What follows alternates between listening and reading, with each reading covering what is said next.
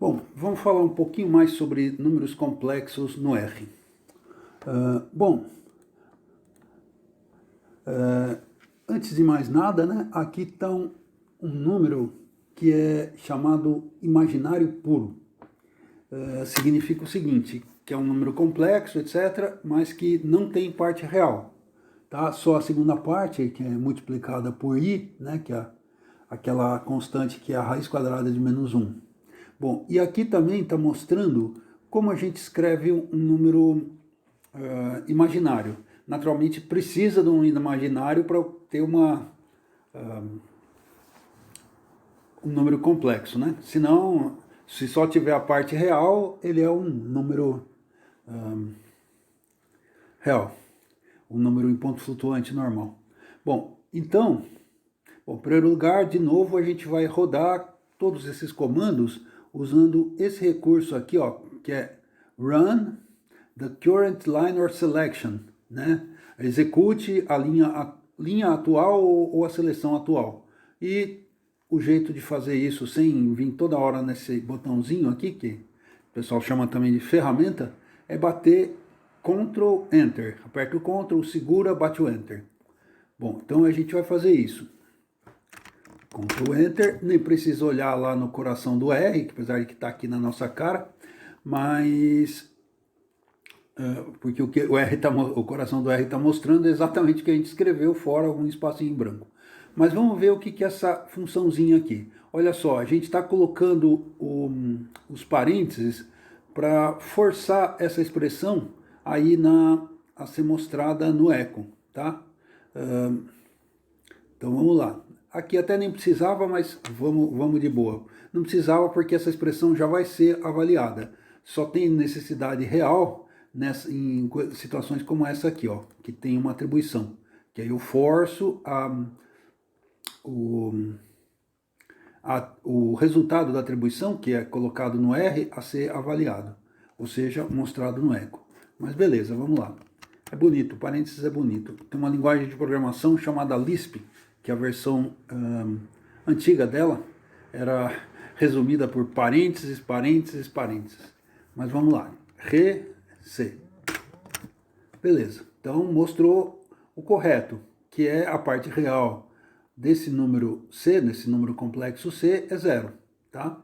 E aí, naturalmente, o in é 1. Bom, esse Re e esse C são meio padrões aí, tudo que eu via. Não posso dizer que é realmente alguém baixou uma lei desse jeito, mas tudo que eu vi em matemática e em computação também, o pessoal usava esses nomes desse jeito, tá? Re de real, né, real, e M de imaginário, ou imaginary, alguma coisa assim, tá? Bom, agora vamos ver esse cara aqui, que é o argc. Vamos ver o que é isso. Então, argc, bom, deu um número estranho, 1.57, não sei mais o que. E agora ver o que é o tal do mod C. Bom, o argc a gente já vai explicar, mas o módulo é o tamanho do número considerado ele dentro de um círculo que tenha o raio do número, na verdade, considerado ele num círculo que tem origem, tem centro, né, na origem dos eixos, tá? Então vamos ver isso aqui para ficar mais claro.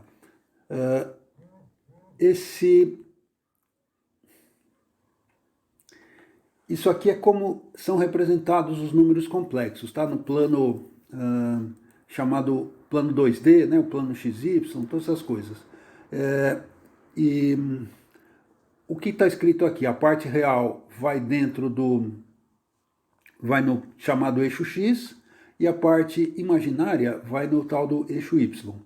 Bom, e aqui é esse número, é normal o pessoal escrever os números complexos como Z. Então ele está dizendo que a parte real é representada no eixo dos X e a parte imaginária é representada no eixo do Y, no equivalente, né? E aqui é o famoso, esse zero aqui é a famosa origem. Tá? Um dos jeitos do pessoal pensar nisso é na tal como vetores, mas isso não vem ao caso agora. Bom, Aí tem uma outra representação, tá? Que é chamada polar, que até a gente concebe ela dentro do sistema de eixos, x, y e tal, mas a rigor não precisaria. Eu, para representar desse jeito polar, eu só preciso do ângulo desse vetor, que é o número, né? Com o eixo x. E o tamanho dele, lembra que eu falei do raio, né? Então, esse aqui seria o argc, né, que é o ângulo, e esse aqui seria o mod c. Bom, e agora o nosso numerinho que a gente está brincando é isso aqui. Ele não tem componente real e só tem uma componente imaginária. E qual que é o tamanho dessa componente imaginária? Aqui já tá mostrando, é 1. Acabou, não tem jeito. O pessoal diria que ele está inscrito no círculo unitário. O círculo unitário é um círculo de raio 1. Então teria um círculo passando por aqui e esse cara é parte desse círculo. Agora, outra coisa importante é o seguinte: qual que é o ângulo que esse segmento de reta, esse vetor, faz com o eixo x? Aí nem precisaria desenhar bonitão, porque até por construção esses eixos têm 90 graus um com o outro. Então o ângulo que esse segmentinho de reta aqui faz com o eixo x é 90 graus. E aí a gente consegue voltar para esse cara aqui e lembrar que, na verdade, em trigonometria, o pessoal não fala em graus, né? Eles falam em uma coisa chamada radiano. E a circunferência do círculo tem 2π radianos. Na verdade, melhor, isso, é 2π radianos. E esse aqui é o 90 graus, ou seja, meio π, tá? Então, por isso que deu 157, não sei o que, tá? Que π é 3,14, isso aqui é metade de π. Bom, 3,14 e um monte de números para frente. E aqui também é um arredondamento, mas beleza. Então, a gente já viu esse cara. Agora, então, vamos representar o número complexo de uma outra forma, tá? Não mais nessa aqui que eles chamam de cartesiana. Vamos representar na tal da forma polar. Então, bom, a gente pode dar uma brincada com trigonometria e ver que como chama? Esse comprimento aqui, x, né? Na verdade, é o cosseno desse ângulo multiplicado por esse raio, tá? E da mesma forma, o y é o seno desse ângulo multiplicado por esse raio. Por isso, né? Isso é coisa de trigonometria, mas a gente acaba decorando e quando está programando já lembra rapidamente. Então, por isso que esse cara aqui é o módulo, né? E aqui é o ângulo. Então é cosseno do argc, que vai ser 1, e aqui é o seno, que vai ser, na verdade não, ao contrário. Aqui vai ser 0, cosseno de π sobre 2 é 0, e aqui vai ser 1. Beleza. Aí agora a gente, para a coisa ficar mais bonitinha, mais parecida com aquela representação gráfica lá do polar, a gente está fazendo aqui Bom, vamos chegar lá. Estamos fazendo uma reescrita desse número, usando R como módulo de C e φ como o ângulo, o argc, tá? Então, chegamos aqui no Z1, tá? Bom, aí dá para ver aqui pelo danadinho do coração do R que é todo mundo igual. Aí agora tem até uma coisa interessante. Essas igualdades aí são demonstráveis, teóricas, tal, né? O C, daquele jeito que a gente começou aqui na forma, como se diz, cartesiana, ele, por definição, é igualzinho o Z, na forma polar. Aí vamos jogar uma igualdade aqui. A gente está esperando que seja verdadeiro, certo? A gente bate Enter. E aí aparece falso. Ixi, e agora? Será que nossas contalheiras estão erradas? Bom, então, como esses números aí são tanto C quanto Z são complexos, a subtração deles também é complexa. Então vamos ver o raio, né? Só para relembrar. Esse raiozinho aqui, que é a diferença entre o C e o Z. Ok? Então vamos fazer essa conta, que já está o cursor lá parado esperando a gente. Então bater Enter.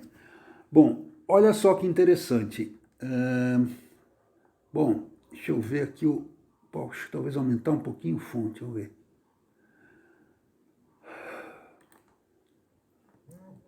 Acho que agora melhora, porque está muito pequenininho, né?